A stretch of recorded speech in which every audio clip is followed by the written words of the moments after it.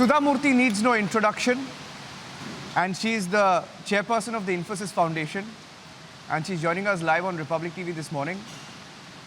Sudha Murty, speaking to you in very challenging times.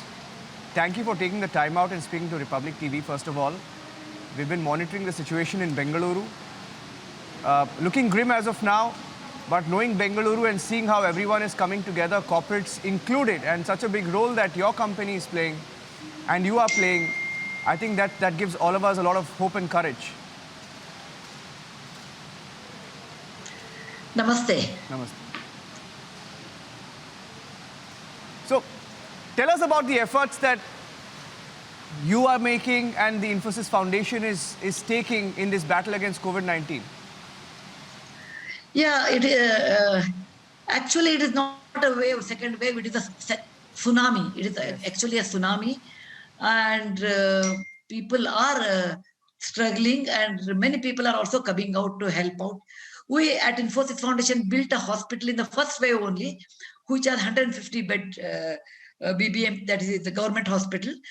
And we have provided everything there in that hospital, which is working 100% efficient, with 100% efficiency. We have also backed up many smaller hospitals also. For example, Chinmaya Mission Hospital, we have helped them a lot. We have helped even smaller hospitals, and government hospital like Bowring Hospital, we have given the equipment. So we are providing a lot of equipment, hospitals, oxygen concentrator, and many more things in Bangalore. But that is not sufficient because it is the tsunami. In tsunami, it is hard to really help so many people at a time. It's difficult. We are giving construction workers door-to-door delivery, ration kits. We are also providing money to the small vendor, small people like auto rickshaw or small petty shop owners, some maintenance money. We are also providing money to the artists all around. We are also making an effort for the vaccination drive with Dhani Foundation. We are working in the rural area where there are animals are suffering. One is summer, heat, water, and no fodder, and dogs, no food. So in every aspect of life, we are trying our level best to help people in our limited capacity. No, you're being very humble in saying limited capacity, but we know that Infosys Foundation had played a big role when the first wave hit India in 2020, and this time around you have committed an additional of 100 crore rupees towards COVID-19. Now tell us, you spoke about the different areas that require attention. Where are you focusing all your efforts on at the moment, and what is required in Bengaluru? Okay. There are two things. One is the hospital beds. Second one is a vaccination drive. So there are a lot of rumors, and people really listen to that bad rumors. If you have vaccination, then, you won't be cured. If you have vaccination, you won't get children. People have different notions.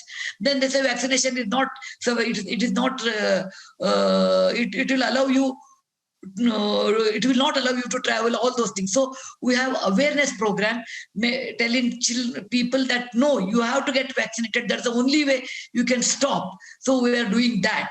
Then there are many small artists, there are small people who have a small shop, auto rickshaw people, smaller jobs, people who are daily wages people, they don't have any support. So we are giving them financial support.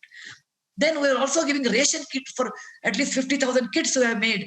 So migrant workers should not suffer. So door delivery we are giving. Then we are also giving equipment, different types of equipment, whatever the government and the private hospital they want it for the poor people, we are giving. We have bought 5 ambulances so that it's easy for people to pick up and drop.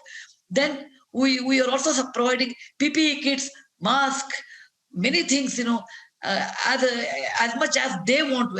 N95 mask we are doing. But we have our hospital, which has 150 beds, which caters to the poorest of the poor people. And it is always full. We'll see that, the hospital, whatever they require, we are backing up. It is really the hardest job I have seen in my 25 years public life. Now, let me ask you a little bit about the situation in Bengaluru, because you are there. That's where Infosys is headquartered. What are the different challenges that you see in battling the pandemic right now as far as the medical infrastructure is concerned? We've been speaking to different experts. Dr. Devi Shetty has been coming on our channel regularly. We've been speaking to different experts across the country. We are seeing that there are challenges. One, of course, for beds. What are the different areas that you feel need immediate attention?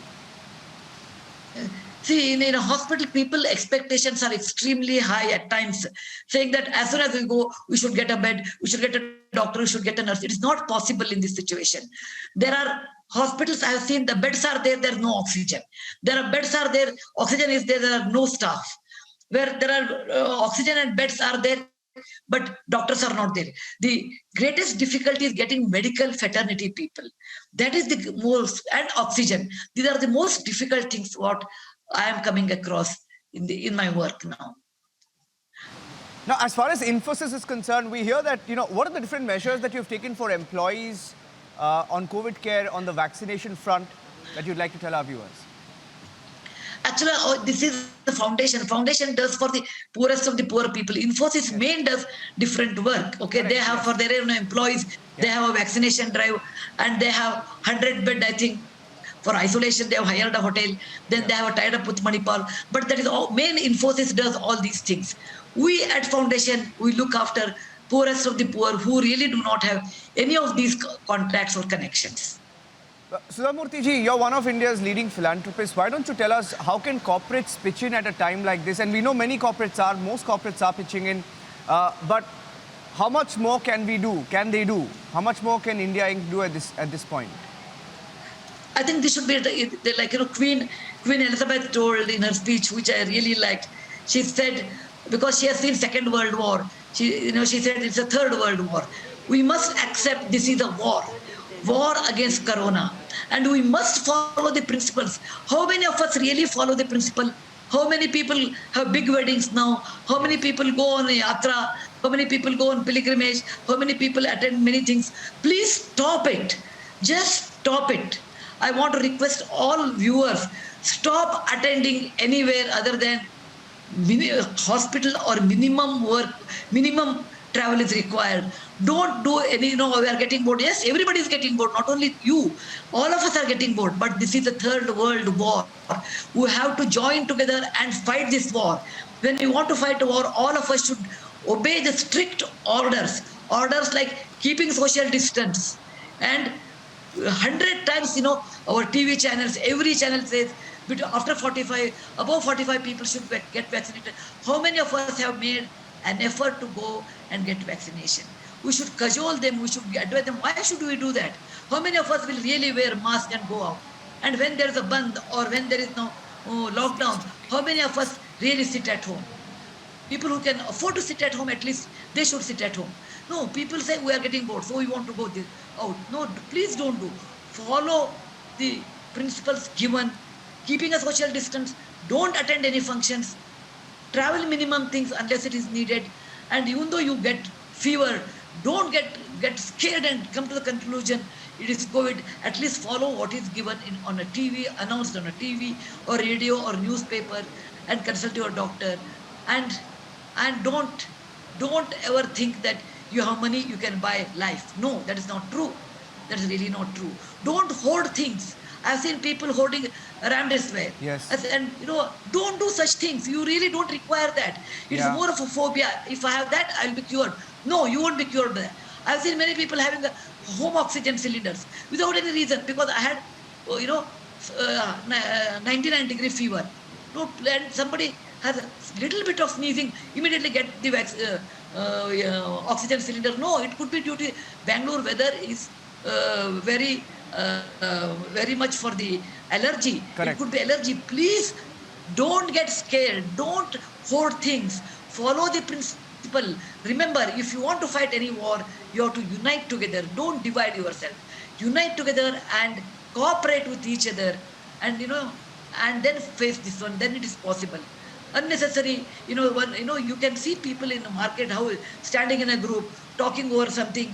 Don't do such things, because ultimately that will affect you. And I have seen some people, when they have COVID, they will hide it, and they will mix with people, and they are the worst people because they are contaminating the society. If you have COVID, it's not like, it will not be cured. It will be cured if you know your symptoms.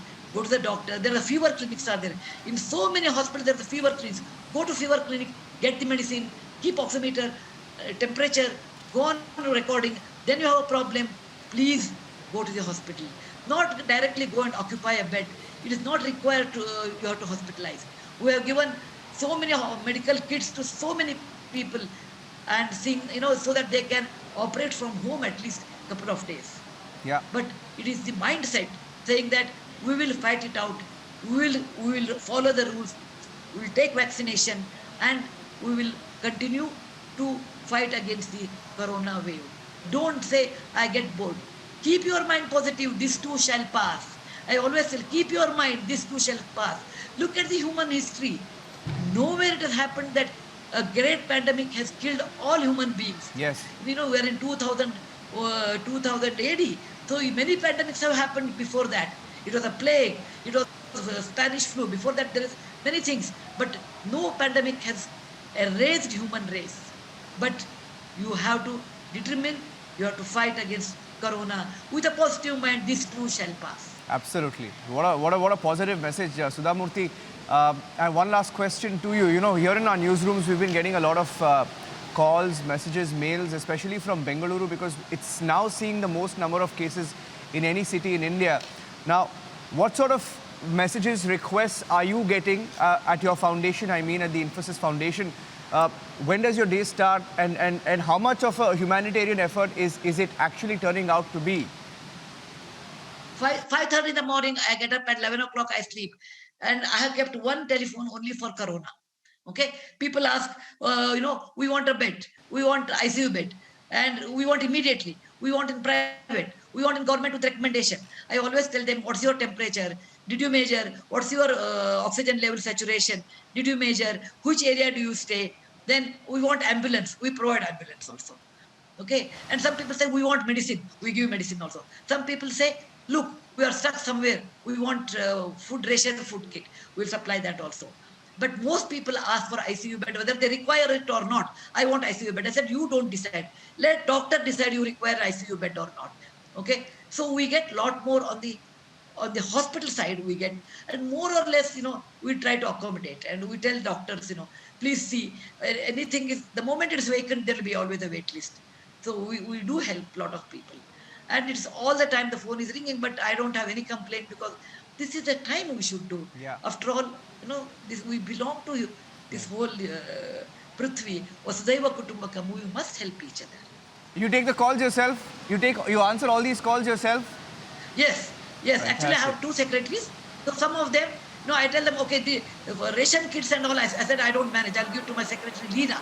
I said, Leena, ration kit can go 2 hours late, doesn't matter, you take it. Okay, medicine I give it to someone. But what I manage is hospital beds, hospital requirement. If it is COVID with the heart, then there's some hospital. COVID with pregnancy, some other hospital. Simple COVID, some other hospital. Oxygen bed, some other hospital. And getting scared, okay, then we have a counseling psychiatrist. That also I get connected. I take all the calls because this is the time where we have to connect with the people and they require us. We should always help people when they need. That's important. That's the most important, that you should help people when they need. Absolutely. It was such a pleasure talking to you, Sudha Murty ji, and such a positive message also to take away from this campaign. Here at Republic, we have the Stay Strong India campaign, which has been ongoing for the last 1 month. And I think this is a very beautiful message. And really appreciate you taking your time off and speaking to all our viewers. Thank you so much. Dhanyawad. Stay safe, keep distance, and this too shall pass. Absolutely. This too shall pass. This too shall pass. Thank you, Sudha Murty ji. Thank you. Thank you. Go.